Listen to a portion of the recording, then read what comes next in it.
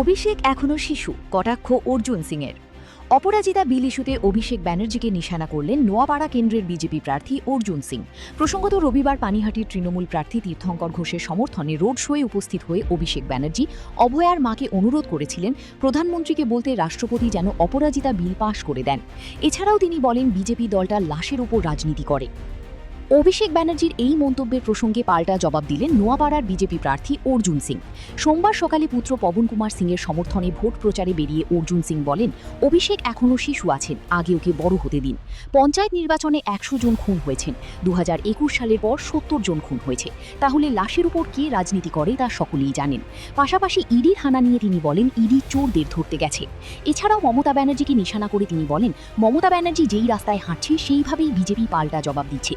তার দাবি, তৃণমূল শেষের পথে নয়, তৃণমূল শেষ হয়ে গেছে। অভিষেক ব্যানার্জি এখনো শিশু আছে, ওই শিশুটাকে এখন বড় হতে দিন, তারপরে এইসব প্রশ্ন করুন।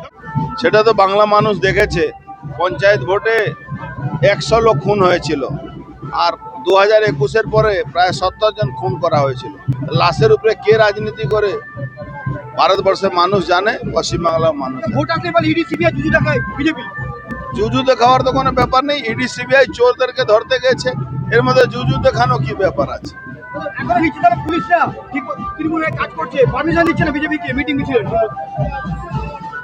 দেখুন, মমতা ব্যানার্জি যে রাস্তায় হেঁটেছেন সেই রাস্তায় এখন জবাব পাচ্ছেন।